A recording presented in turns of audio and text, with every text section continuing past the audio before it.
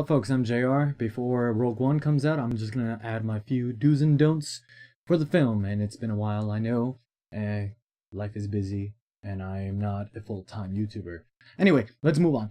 So, Rogue One, a Star Wars story. And this is from just watching the teaser. No other trailer, and I'm hearing news about Darth Vader being in it as well. So, yay!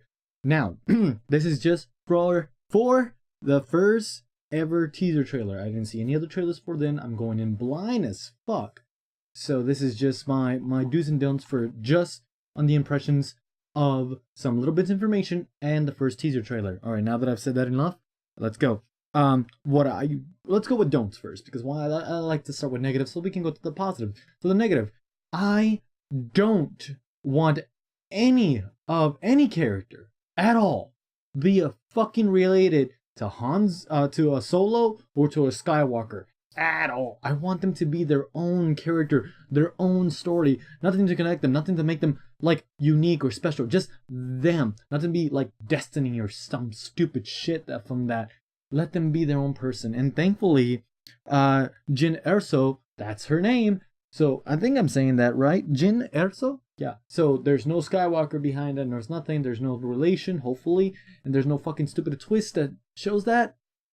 I mean, if reoccurring characters do come in later movies, then good. Let's have that. Fine. But don't make them like related to any of the characters. That's my biggest gripe.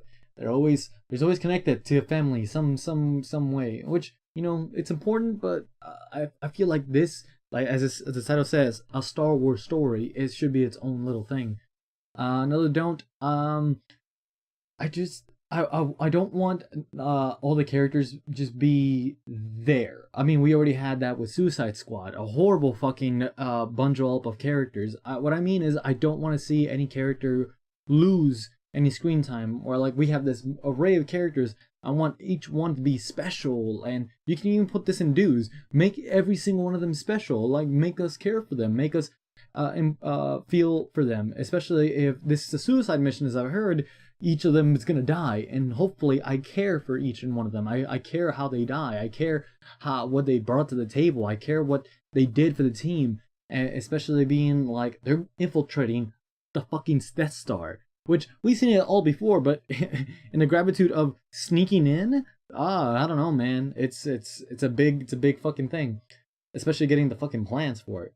Yeah, I think that's all my don'ts, because I can't think of anything else that I don't want to see from that.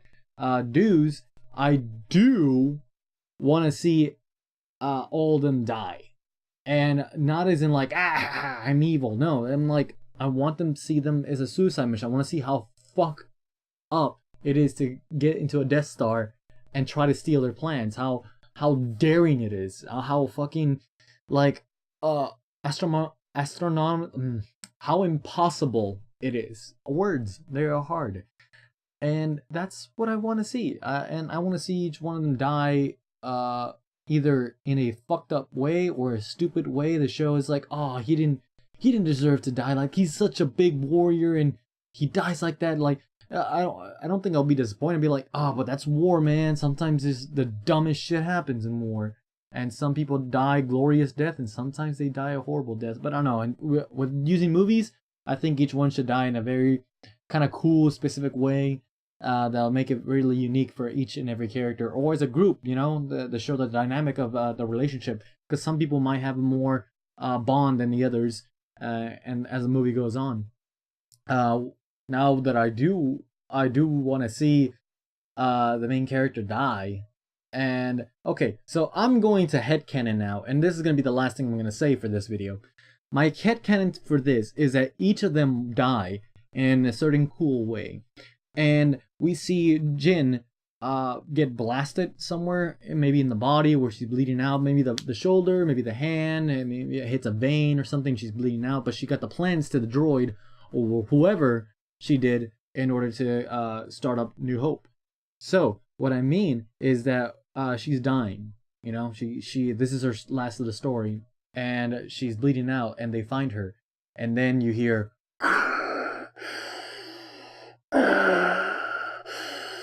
and it's like, oh, Emperor, what should we do with him? and he slowly walks towards her. Again, headcanon. This is just my headcanon.